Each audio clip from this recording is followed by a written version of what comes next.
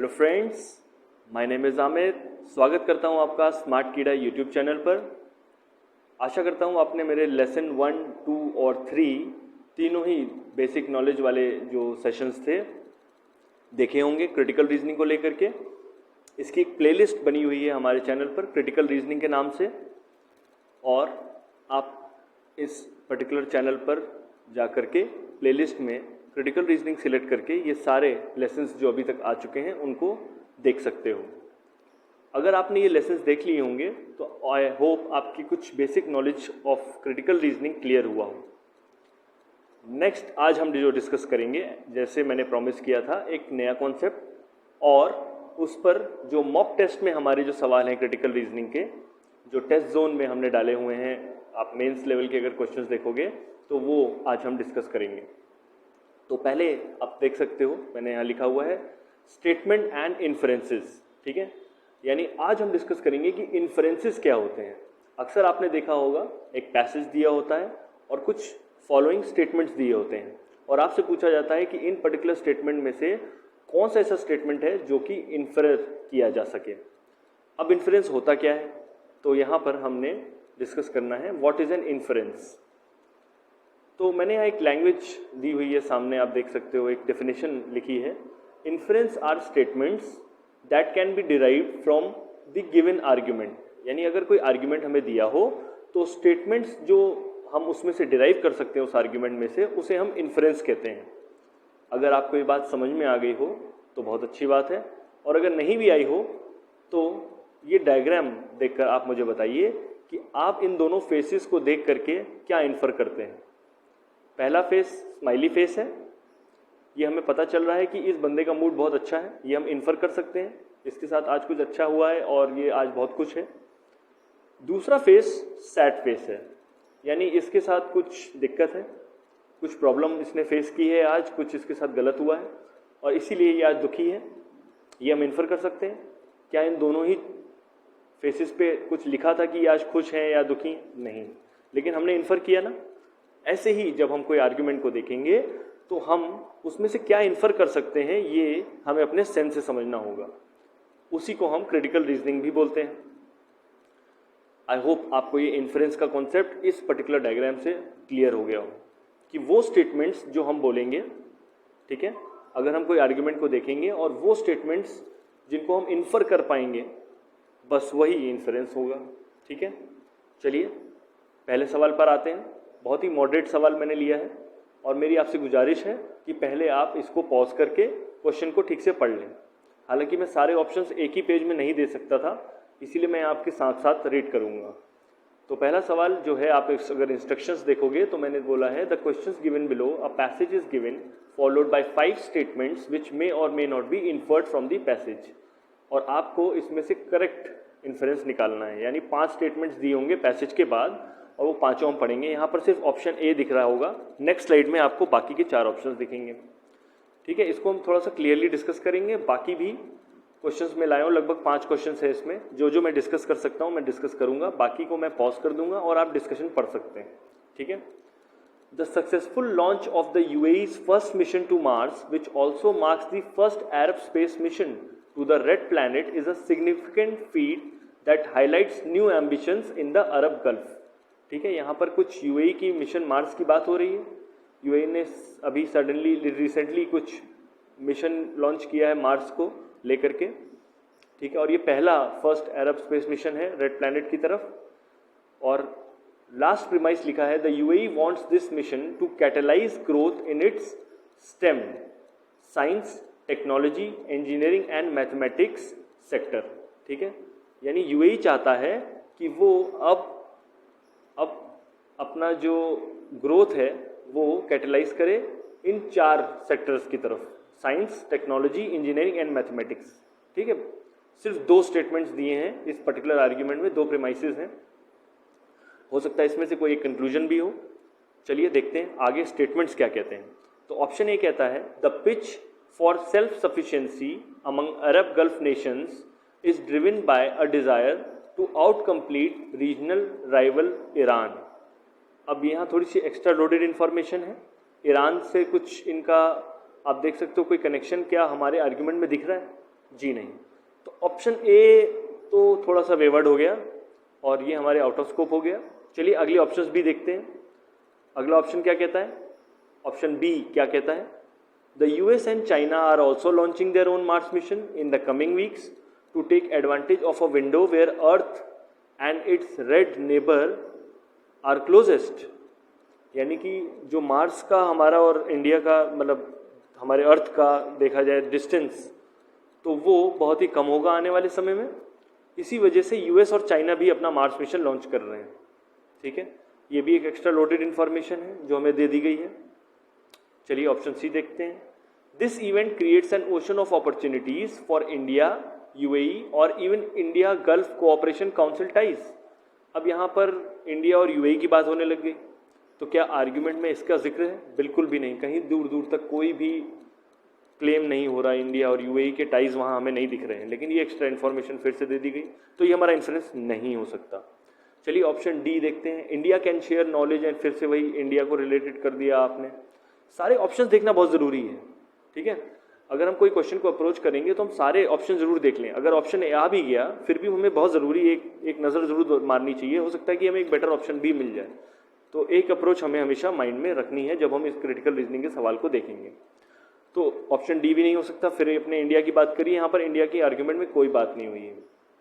Option E क्या कहता है? चलिए ऑप्शन ई कहता है the UAE wants to reorient their oil dependent economies to focus more on areas such as IT, green energy, AI and the fourth industrial revolution.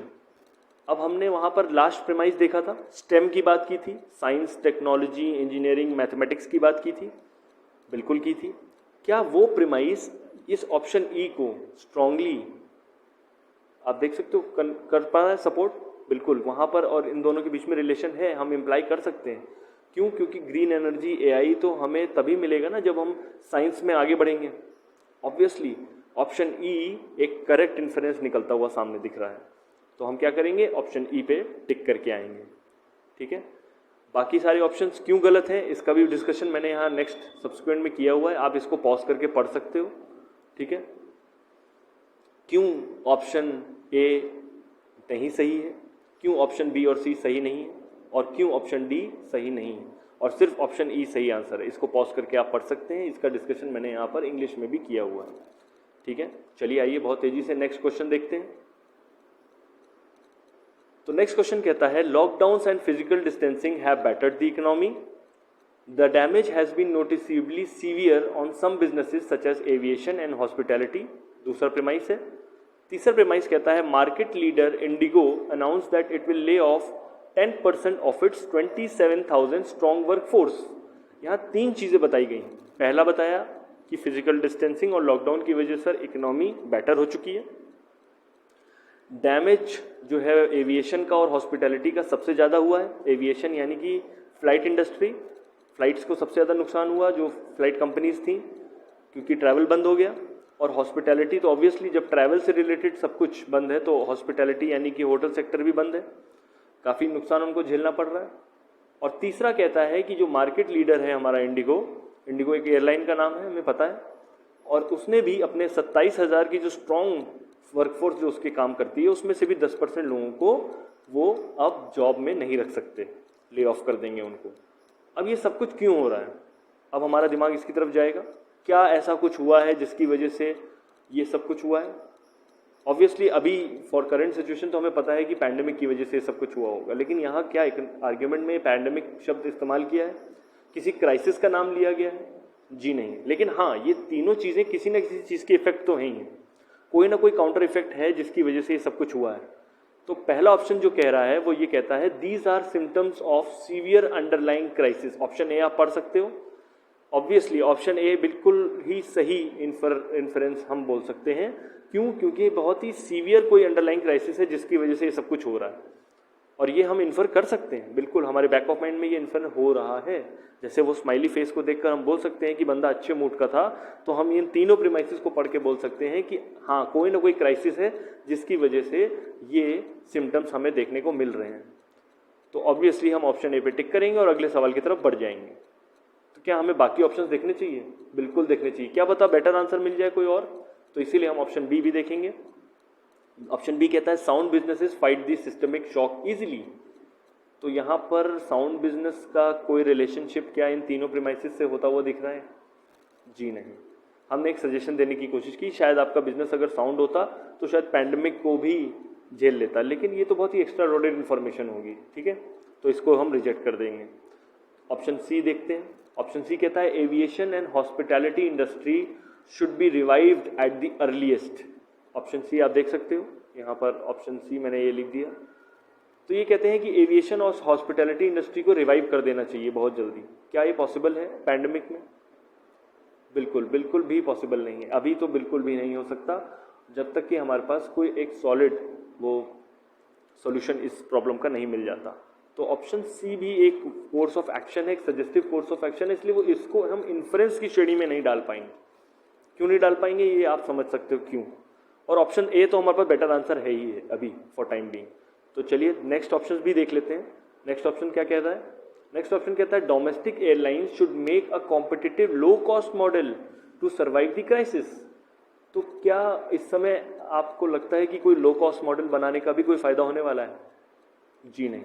अगर आप सस्ती भी कर दोगे फ्लाइट तो भी इस समय कोई नहीं जा सकता, बिकॉज स्ट्रिक्टली लॉकडाउन है, तो नहीं जा सकता, ठीक है। और अभी इस समय हम पैंडेमिक में इतना बड़ा रिस्क क्यों लेंगे किसी मॉडल को बनाने का? तो ये भी एक इन्फर नहीं हो सकता। ऑप्शन ई देख लेते हैं। The domino effect of aviation industry will be felt by the hospitality industry as well. ये थोड़ा सा एक्स्ट्रा सुपरफ्लुअस इन्फ्रेंस हम बोल सकते हैं, पर क्या कोई प्रीमाइस ऐसा है हमारे आर्ग्यूमेंट में जो इस चीज़ को प्रूव कर रहा है? क्या एविएशन इंडस्ट्री और हॉस्पिटैलिटी इंडस्ट्री के बीच का रिलेशनशिप दिखाता हुआ कोई प्रीमाइस है? नहीं है, यही एम्बिग्यूटी आती है। ऑप्शन ई भी एक आंसर हो सकता था, बट ऑप्शन ए की लाइट में ऑप्शन ई को हम सिलेक्ट नहीं करेंगे, तो यानी ऑप्शन ए हमारा करेक्ट आंसर होगा। ऑप्शन ई का कोई वैलिड हमारे पास रीज़न अभी हमें नहीं मिला है कि हॉस्पिटैलिटी इंडस्ट्री और एविएशन इंडस्ट्री के बीच का रिलेशनशिप अभी हमें नहीं मिला। हाँ, हम अपने सेंस से ज़रूर समझ सकते हैं, बट आर्ग्यूमेंट के हिसाब से चलना है। जो हमें एक्स्ट्रा इन्फॉर्मेशन, जो हमें इन्फॉर्मेशन दी है, हमें उस पर चलना है, ठीक है। तो ऑप्शन ए अगर हमारे पास सही आंसर आ चुका है तो हम ऑप्शन ए पे अब टिक कर सकते हैं। वो सबसे स्ट्रॉन्गेस्ट आंसर हमें इन पांचों ऑप्शंस में से मिला है अभी तक, और इसका सोल्यूशन भी मैंने यहाँ लिखा हुआ है, आप पढ़ सकते हो, ठीक है। आप ये पढ़ सकते हो कि क्यों ए सही आंसर। चलिए ऑप्शन क्वेश्चन 3 पर अब हम जाएंगे और ये देखेंगे ये क्या कहता है। Indigenous technology development India often encounters scepticism, ठीक है, उसको हमेशा अंडर एस्टिमेट किया जाता है। अगर हम अपने इंडिया में कुछ बनाते हैं तो उसको हमेशा अंडर एस्टिमेट किया जाता है, ये पहला प्रीमाइस बोल रहा है, ठीक है। Scepticism about our technical capacity and lack of global scale and volume, मतलब हम ग्लोबल स्केल और वॉल्यूम पर हम इतना नहीं आ पाए हैं अभी तक, हम थोड़ा सा इसमें पीछे रहे हैं। ये पहला प्रीमाइस हमसे बोलता है। इंडिजिनियस टेक्नोलॉजी का मतलब जो भारत में बनी हुई टेक्नोलॉजी होगी, ठीक है, उसको हमेशा क्रिटिसिज्म मिलता है, उसको स्केप्टिज्म बोलते हैं हम, मतलब उसको हम काफ़ी अंडर एस्टिमेट करके देखते हैं, थोड़ी सी बुराई होती है उसमें। On July 9 a technical working group of International Telecommunication Union, यानी इंटरनेशनल टेलीकम्युनिकेशन एक ऑर्गेनाइजेशन है, और 9 जुलाई को उसके एक वर्किंग ग्रुप ने approved an application for recognition of the 5G radio interface technology submitted by the Telecom Standard Development Society India as a candidate 5G standard, यानी इंडिजिनस 5G स्टैंडर्ड की जो टेक्नोलॉजी जो कि TDSI द्वारा बनाई गई है, उसको ITU यानी इंटरनेशनल टेलीकम्युनिकेशन यूनियन ने हरी झंडी दे दी। तो ये तीसरा सेकंड प्रीमाइस है हमारा।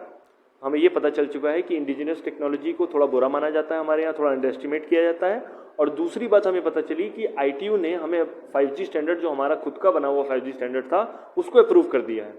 और तीसरा प्रीमाइस क्या कहता है? India's relatively late but vital contribution towards under served population. अब यहाँ पर एक आप वर्ड पढ़ सकते हो, अंडर सर्व्ड पॉपुलेशन लिखा हुआ है यहाँ पर, ठीक है। थोड़ा लेट जरूर हमारी टेक्नोलॉजी ये आई है 5G की, बट अंडर सर्व पॉपुलेशन के लिए हम नेटवर्क डेवलप कर पाए। 5G का सबसे बड़ा जो एडवांटेज होने वाला है वो ये कि हम जो अभी तक जो हमारी ऐसे रिमोट विलेजेस हैं या जो अंडर सर्व पॉपुलेशन है, उनको हम अब नेटवर्क में ला पाएंगे। वहाँ तक अभी भी मोबाइल और नेटवर्क नहीं है, ठीक है। आई होप ये 3 प्रीमाइसिस से कुछ इन्फर हो चुका होगा। अब देखते हैं स्टेटमेंट्स, ठीक है। नेक्स्ट हम देखेंगे स्टेटमेंट्स। तो स्टेटमेंट्स देखते हैं बहुत तेजी से। ए कहता है कि Indian villages which are otherwise unreachable through digital connectivity will get a chance to connect to the world through 5G network. तो ऑप्शन 3 में हमने कुछ अंडर सर्व पॉपुलेशन की बात की थी, और क्या अंडर सर्व पॉपुलेशन इंडियन विलेजेस की बात हो रही है? बिल्कुल अंडर सर्व और कौन हो सकता है? अर्बन में तो जितने भी हमारे शहर हैं हर जगह 5G network, 4G network, 3G network हमारे पास ऑलरेडी अवेलेबल है। अगर 5G आ भी गया तो already we are already connected, so having 5G technology won't enhance a lot of weightage over it. सो ये तो कंफर्म हो चुकी है बात कि यहाँ पर जो ऑप्शन ए हमसे बोल रहा है वो काफ़ी हद तक जो बात बोल रहा है वो एक क्लियर बात बोल रहा है। तो चलिए इसको हम एक प्रोबेबल आंसर मान के चलते हैं, ठीक है, इसको हम अपने एक प्रोबेबल आंसर्स में से मान के चलेंगे अभी। चलिए ऑप्शन बी देखते हैं। ऑप्शन बी कहता है the indigenous 5G standard would provide opportunities for Indian companies to design innovative solutions for extended 5G applications not only for India but also for the world. यानी कि जितने भी अब आने वाली जो आप कंपनीज देखोगे वो जो 5G पे काम करेंगी वो हमारे पास, उनके पास अपना खुद का 5G टेक्नोलॉजी होगी, तो वो बहुत सी नई एप्लीकेशंस डेवलप करेंगे और वो पूरी दुनिया को उस एप्लीकेशन को देंगे। तो ये एक एक्स्ट्रा लोडेड इन्फॉर्मेशन है। क्या इसको हम इन्फर कर पा रहे हैं वो शुरू के 3 प्रीमाइसेस से? जी नहीं। हाँ, हो सकता है कि ये आने वाले उसमें आर्ग्यूमेंट में इसको ऐड कर दें तो बहुत ही अच्छा आर्ग्यूमेंट बन जाएगा कि हमारे इंडिजिनियस 5G स्टैंडर्ड से ऐसा कुछ हमारी इंडियन कंपनीज कर पाएंगी आने वाले समय। तो एक कोर्स ऑफ एक्शन होगा, सजेस्टिव कोर्स ऑफ एक्शन होगा आने वाले समय के लिए। तो ये भी इन्फ्रेंस की श्रेणी में नहीं आता, ठीक है। चलिए ऑप्शन सी देखते हैं। 5G in India would bring additional cost of charging handset which were upgraded to 4G recently from 3G। तो ये भी कुछ एम्बिगुअस बात है फॉर टाइम बिंग अभी कि क्या 4G से 3G आने के लिए, 3G से 4G आने के लिए हमें नया हैंडसेट चाहिए था, तो क्या 4G से 5G आने के लिए भी नया हैंडसेट चाहिए होगा? क्या हमारे तीनों प्रीमाइस ऐसी कुछ बात बोल रहे हैं? नहीं, ये भी एक एक्स्ट्रा लोडेड इन्फॉर्मेशन है, तो ये भी मेरा इन्फ्रेंस नहीं हो सकता। ऑप्शन डी भी देख लेते हैं। ऑप्शन डी कहता है 5G technology will be able to bridge the digital divide in urban areas. तो ये भी कुछ बात समझ में नहीं आई क्योंकि यहाँ अंडर सर्व पॉपुलेशन की बात हो रही थी, तो अर्बन एरियाज में तो ऑलरेडी कनेक्टिविटी है, वहाँ के डिजिटल डिवाइड की भी कोई बात अभी तक हमने नहीं की, तो ये भी हमारा आंसर नहीं हो रहा है इन्फर। ऑप्शन ई देखते हैं। India having its own 5G variant will make it a world competitor in future technologies. हाँ, ये हो सकता था इन्फर, वर्ल्ड कंपटीशन की बात हो भी रही थी, लेकिन कुछ परफेक्ट प्रूफ नहीं है मेरे पास, कुछ स्ट्रॉन्ग प्रूफ नहीं है क्योंकि वर्ल्ड कंपटीशन की बात यहाँ नहीं की गई थी अभी तक। हाँ, हम अपना 5G खुद का बना रहे हैं तो ऑब्वियस बात है कि वर्ल्ड में काफ़ी बड़ी बात होगी, पर बहुत सी ऐसी 5G टेक्नोलॉजीज ऑलरेडी आ चुकी हैं, आपको पता होगा, अभी तक ऐसा हुआ भी है, कोरिया ने निकाल दिया है अभी तक 5G अपना खुद का, तो ऑब्वियसली इंग्लैंड और यूके इन सब कंट्रीज़ में ऑलरेडी मैंने सुना है कि 5G लॉन्च हो चुका है, तो ऑब्वियसली हम वर्ल्ड में कंपटीशन इनसे कर पाएंगे कि नहीं, ये एक फ्यूचर एब्डक्टिव बात होगी, एक फ्यूचर में आने वाली बात होगी, तो ये भी हम इन्फर नहीं कर सकते। और ऑब्वियसली अगर हम देखें सिर्फ ऑप्शन ए एक बहुत ही स्ट्रॉन्ग इन्फ्रेंस निकल के आएगा because of that under served वाला जो शब्द हमने पढ़ा, ठीक है, पैसेज में, इसी वजह से हम ऑप्शन ए को टिक करके आएंगे, ठीक है। चलिए नेक्स्ट हम देखते हैं, इसका सॉल्यूशन मैंने दिया हुआ है, आप उसको पॉज करके देख सकते हो, इसको मैं क्लियर कर देता हूँ, ठीक है। ये सॉल्यूशन आप पढ़ सकते हैं इसको क्लियरली, इसको पॉज करके आप पढ़ लीजिए और मैं चलता हूँ नेक्स्ट क्वेश्चन की तरफ। तो नेक्स्ट क्वेश्चन भी मैं आपको दूंगा, ये आपको प्रैक्टिस करना है, ठीक है। आप इसको पढ़ लीजिए, पॉज करके सॉल्व करिएगा, और मेरा सॉल्यूशन भी मैंने इसमें दिया हुआ है, इसको मैं डिस्कस यहाँ नहीं करूँगा। बहुत ही इजी क्वेश्चन हो सकता था, पर ये डिफ़िकल्ट है, क्यों? क्योंकि यहाँ बहुत से मिसिंग प्रीमाइसेस है, सिर्फ 2 प्रीमाइस मैंने यहाँ दिए हुए हैं, और आप देख सकते हो इस सवाल को, देख रहे हैं, सिर्फ 2 प्रीमाइसेस हैं।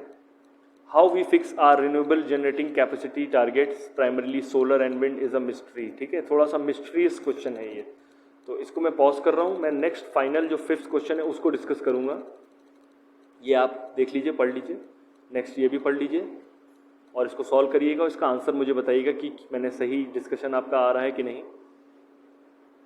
ये देख लीजिए आप क्वेश्चन, पॉज करके आप देख सकते हैं, और ये इसका सॉल्यूशन रहा। सॉल्यूशन 2 पेजेस का है, ये देखिए सेकंड, इसको भी आप पॉज करके देख लीजिए। लास्ट में क्वेश्चन डिस्कस करूंगा, क्वेश्चन नंबर 5, ठीक है, थोड़ा सा लेंदी है ये ज़रूर, पर बहुत ही आसान सवाल होगा। Imagine a new disease called x. Disease x is airborne, contagious and deadly. कोई डिजीज एक्स है जो कि एयरबॉर्न है, कंटेजियस है और डेडली है। Every year X will have 28 lakh cases in India alone and will cause around 4.35 lakh deaths, यानी लगभग 4.25 लाख लोग मर जाएंगे इससे। That translates to almost 12,000 deaths a day, मतलब 1200 लोग ऑलमोस्ट पर डे मरेंगे, ठीक है। And so deaths, 50 deaths every hour around the year. Imagine this death score at the corner of your TV screen at all the times. What would this do to you? Make you anxious, panic, freak out? Well, X is not a disease. अब यहाँ पर author कहता है कि X disease नहीं है, it is tuberculosis and the numbers above are for this disease. ये जो आप ऊपर आंकड़े देख रहे थे वो इस पर्टिकुलर डिजीज के लिए हैं, ट्यूबरक्लोसिस के लिए हैं। एक्स कोई अलग डिजीज नहीं है, कोई नई डिजीज नहीं है। TV doesn't show the death और न्यू केसेस डेटा। टीवी आपको ये नहीं दिखाता, ठीक है। यहाँ कुछ कंपैरिजन करने की कोशिश की गई है, शायद हमारे करंट कोरोना वायरस से इसको कंपैरिजन करने की कोशिश की गई है कि टीवी आपको ये नहीं दिखाता और ना ही आप इस पे, ये आप देख सकते हैं लिखा है you don't get a dozen WhatsApp forwards on it daily, ठीक है। उस पर व्हाट्सएप पे भी उसके लिए कोई डिस्कशन नहीं होता। No lockdown ever happen due to it, उसकी वजह से कोई लॉकडाउन भी नहीं हुआ, जबकि कितनी कंटेजियस और एयरबॉर्न डिजीज है ये। But the disease is real end TB is one of the top 10 causes of death in India every year. मतलब अगर 10 रीजन्स हैं सबसे ज़्यादा लोगों के मरने के, तो उसमें से एक टीबी होगा हर साल। हम देखते हैं इंडिया में ऐसा होता है। चलिए बहुत तेज़ी से तीनों ऑप्शंस देखते हैं, 1, 2, 3, इसमें से कौन कौन से इन्फरेंस हम निकाल सकते हैं। तो मैंने लिखा है पहला पढ़िए, TB is contagious, deadly and airborne disease. क्या ये हम इन्फर कर सकते हैं? बिल्कुल क्लियरली इन्फर कर सकते हैं। क्यों? X was a contagious, deadly and airborne disease and tuberculosis is x. तो इसीलिए पहला तो ये एकदम क्लियर हो गया, बहुत ही आसान इन्होंने इन्फरेंस निकालने के लिए बोला। हम बिल्कुल क्लियरली बोल सकते हैं कि TB is contagious, deadly and airborne, क्योंकि एक्स के बारे में सब कुछ बोला गया और एक्स जो है वो टीबी है। अब वो क्लेम आप देख सकते हो, क्लियर क्लेम है, 100% क्लेम होता हुआ दिख रहा है, डिडक्शन है यहाँ पर एक तरीके से। ऑप्शन 2 देखते हैं। ऑप्शन 2 कहता है TB claims more number of deaths than any other contagious disease per year. बिल्कुल 4.5 लाख लगभग लोग मरते हैं हर साल और ये बहुत ही कंटेजियस डिजीज है, तो ऑप्शन 2 भी क्लियर होगा। तो क्या मेरा आंसर आ गया? यहाँ अगर आप ऑप्शंस देखो, यहाँ लिखा था ओनली 3, ओनली 1 and 2, तो अगर 1 and 2 आ गया तो मेरा ऑप्शन तो बी तो क्लियर है। On the light of option B being clear, option A, C, D तो हम रिजेक्ट कर सकते हैं। चलिए देख लेते हैं फिर भी ऑप्शन 3 को थोड़ा सा देख लेते हैं, क्योंकि बी तो हमारा सही आंसर आ गया, बिल्कुल सही आ गया, बहुत खुशी है इस बात की। चलिए ऑप्शन 3 क्या कहता है? There is very subtle awareness to the people about tuberculosis as it is not broadcasted on TV screens और फॉरवर्डेड थ्रू व्हाट्सएप मैसेजेस। अब यहाँ पर थोड़ा सा रिवर्स क्लेम आप देख सकते हो। क्या हमें जिस डिजीज़ का व्हाट्सएप मैसेज आता हो या जिसको टीवी पे ब्रॉडकास्ट किया, क्या उसी को हमें अवेयर होते हैं? जी नहीं, बहुत से लोग टीवी से ऑलरेडी अवेयर हैं। जिनके साथ टीबी हुआ है या जिनके परिजनों को टीबी हुआ है वो ऑलरेडी अवेयर होंगे टीबी को लेकर के। और हमारी सरकार भी टीबी को लेकर के बहुत सी वैक्सीनेशंस ड्राइव्स और ये सब चलाते रहते हैं, हमारे पास इसका वैक्सीन है। तो ऑब्वियसली टीबी सिर्फ ट्यूबरक्लोसिस की अवेयरनेस सब्टिल है, ये इस पर्टिकुलर आर्ग्यूमेंट से हम पर्टिकुलर अगर आर्ग्यूमेंट में कोई प्रीमाइस ऐसा ढूंढे जो इस बात को प्रूव कर दे कि ट्यूबरक्लोसिस की अवेयरनेस नहीं है हमें, तो ये बात गलत होगी। हाँ, डिजीज एक्स के बारे में जो सब कुछ बोला गया वो पैंडेमिक से रिलेटेड बोला गया, तो एक सॉलिड प्रूफ भी नहीं है हमारे पास। ऑप्शन 3 बहुत ही वीक इंडक्शन होगा, बहुत ही स्ट्रॉन्ग हमें यहाँ से इन्फर कुछ होता हुआ नहीं दिख रहा है। प्लस 1 और 2 तो क्लियर हमारे इन्फरेंसेज हैं, तो हम ऑप्शन बी पर टिक मार्क करके आ जाएंगे और हमारा ये सही आंसर होगा। आई होप इससे आपको स्टेटमेंट इन्फरेंसेज का कुछ आइडिया क्लियर हो गया हो इन सवालों को देख करके। क्वेश्चन 4 मैंने डिस्कस नहीं किया, थोड़ा टफ सवाल हो जाएगा अभी डिस्कस करने के लिए, पर मैंने आपको दिया है, उसे होमवर्क समझ लीजिएगा आप, उसे सॉल्व करिएगा और उसका डिस्कशन जरूर देखिएगा। और अगर कोई डाउट्स हो तो पूछ लीजिएगा कमेंट में। आई होप आपको ये चीज़ समझ में आ रही हो। नहीं आई हो तो हम फिर से इस पर नेक्स्ट एक और सेशन लाएंगे जिसमें हम मॉक क्वेश्चंस देखेंगे प्रीवियस ईयर्स के जो मेंस में इसमें आए हुए हैं इन्फरेंसेस वाले, ताकि ये कॉन्सेप्ट और क्लियर हो जाए। आई होप आपको ये सेशन अच्छा लगा हो तो लाइक और शेयर ज़रूर कर दीजिएगा। ये देखिए सॉल्यूशन मैंने यहाँ लिखा हुआ, इसको पॉज करके आप देख सकते हो इस सवाल का, ठीक है। Thanks for watching this video. I hope, आशा करता हूँ आप तैयारी कर रहे हैं, डेट्स अनाउंस हो चुकी हैं। Signing off from me till then.